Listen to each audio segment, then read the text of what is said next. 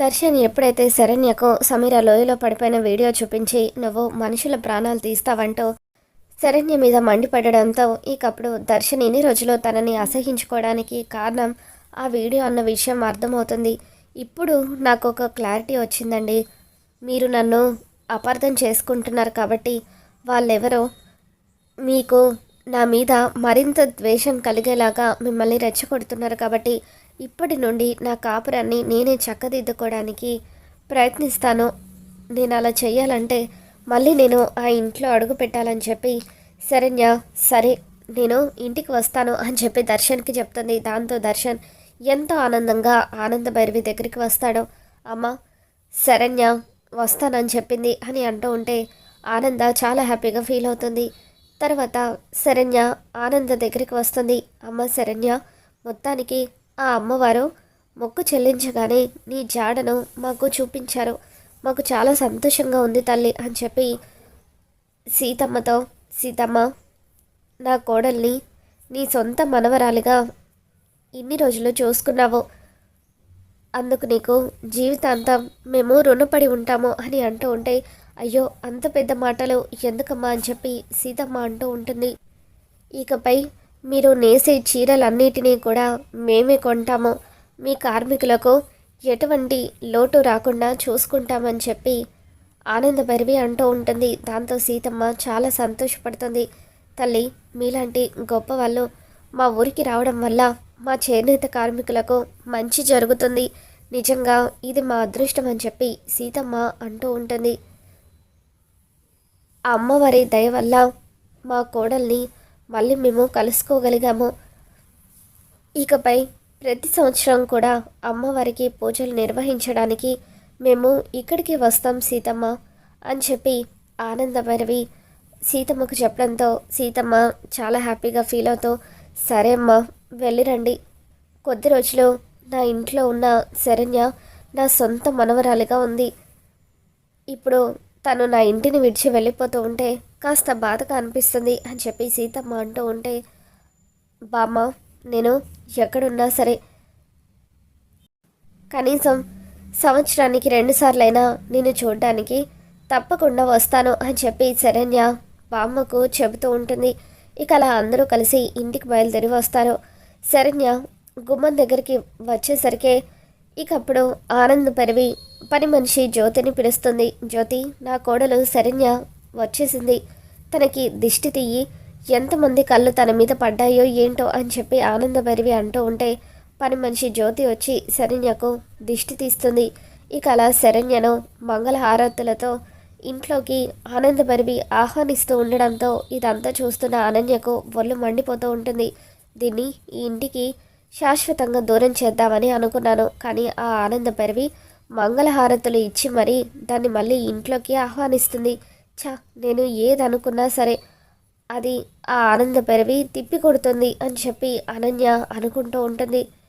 ఇక ఆ తర్వాత ఆ రోజు రాత్రి శరణ్య అందరి కోసం అని చెప్పి వంటలు చేసి డైనింగ్ టేబుల్ దగ్గర అందరూ కూర్చున్న తర్వాత తనే స్వయంగా వడ్డిస్తూ ఉంటుంది. ఇక అప్పుడు ఆనంద భైరవి, అమ్మ శరణ్య, ఇన్ని రోజులు నీ వంటలు మేమంతా ఎంతలా మిస్ అయ్యామో తెలుసా అని చెప్పి అంటూ ఉంటే ఇక అప్పుడు శరణ్య, ఇకపై అలా జరగదులేండి అత్తయ్య గారు, నేను మిమ్మల్ని విడిచి ఎక్కడికి వెళ్ళను, ప్రతిరోజు కూడా ఇలాగే మీకు నచ్చే అన్ని రకాల వంటలు వండేస్తానని చెప్పి ఆనంద భైరవితో శరణ్య అంటూ ఉంటుంది. అందరూ కూడా సంతోషంగా భోజనం చేస్తూ ఉంటారు.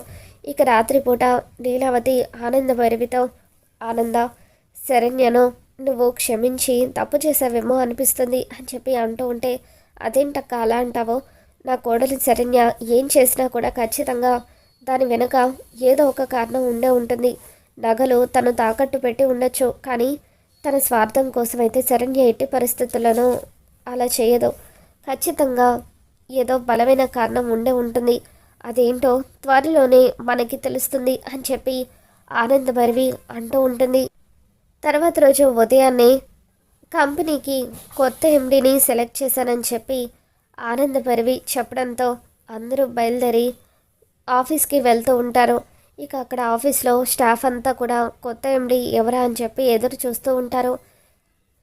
అక్కడ దర్శన్ కూడా ఉండడంతో, సార్ కొత్త ఎండి మీరేనని మేమందరం కూడా అనుకున్నాము. కానీ మీరు కూడా మాలాగే ఎండి ఎవరా అని ఎదురు చూస్తున్నారు. అయితే ఈసారి ఎండి మీరు కాదన్నమాట అని చెప్పి అక్కడ ఉన్న ఎంప్లాయీస్ అంటూ ఉంటారు.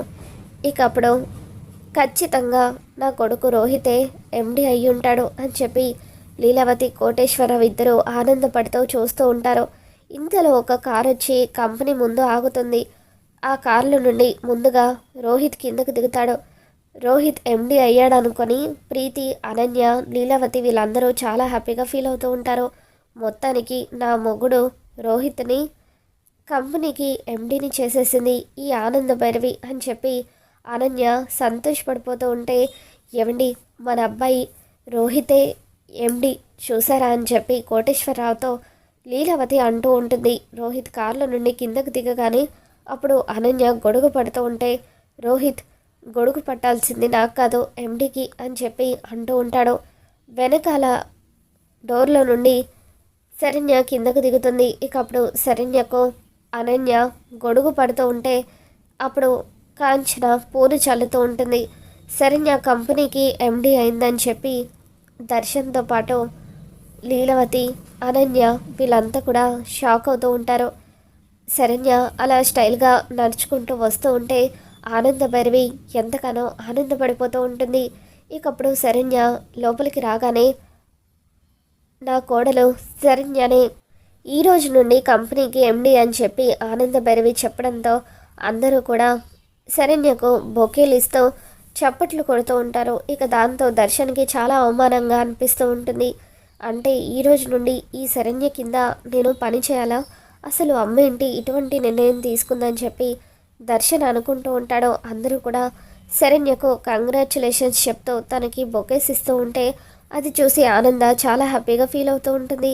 ఇక అప్పుడు లీలావతి ఆనందను పక్కకు తీసుకువెళ్ళి, ఏం చేస్తున్నావు ఆనంద, నువ్వు శరణ్యను నమ్మి ఇంత పొజిషన్ అప్పగించడం ఏంటి, నువ్వు ఎండిని చేయాలనుకుంటే దర్శన్ కానీ రోహిత్ను కానీ చేసి ఉండొచ్చు కదా, ఈ శరణ్యను ఎండిని చేయడం ఏంటి, అసలు నువ్వు బాగా ఆలోచించి చేసావా అని చెప్పి లీలావతి అంటూ ఉంటే అప్పుడు ఆనంద, అక్క నేను ఏం చేసినా కూడా కంపెనీ అభివృద్ధి కోసమే చేస్తానని నీకు తెలుసు కదా, నాకు శరణ్య మీద నమ్మకం ఉంది, అందుకే తనని ఎండిని చేశాను అని చెప్పి అంటూ ఉంటే ఇప్పటి వరకు శరణ్య ఆ నగలు ఎందుకు తాకట్టు పెట్టిందో కూడా తెలీదు.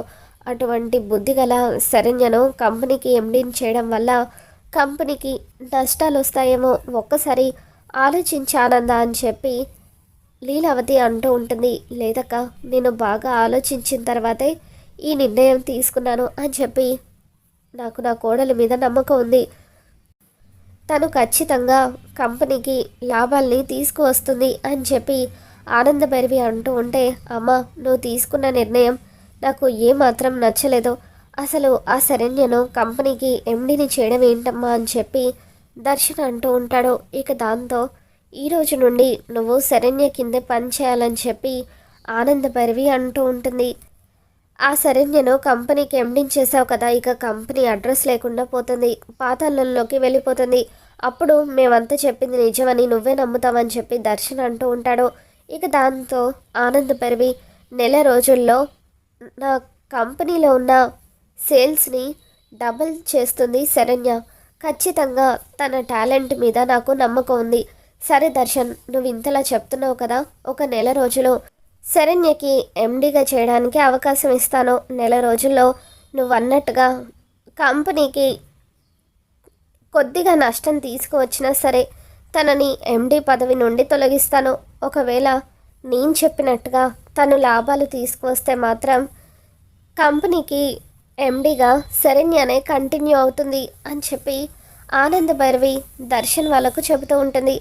తర్వాత ఆనంద భైరవి అనన్యకు చుక్కలు చూపిస్తూ చిటికలు వేస్తూ, ఏయ్ ఇలారా, నా కోడలు అలా చాలాసేపటి నుండి మాట్లాడుతూ నిలబడి ఉంది కదా, తనకు కాస్త జ్యూస్ తీసుకువెళ్ళి ఇవ్వాలని కూడా తెలీదా, వెళ్ళు నా కోడలికి జ్యూస్ తీసుకెళ్ళి ఇవ్వు అని చెప్పి శరణ్యకు అనన్య చేత ఆనంద భైరవి సేవలు చేయిస్తూ ఉంటే అనన్య కాంచన ఇద్దరు కూడా పని వాళ్ళలాగా శరణ్యకు సేవలు చేస్తూ ఉంటారు. మరి రాబోతున్న ఎపిసోడ్లో ఏం జరగబోతుందో మళ్ళీ మన ఛానల్ తెలుసుకుందాం. ఈ వీడియో మీకు నచ్చినట్లయితే తప్పకుండా లైక్ చేయండి.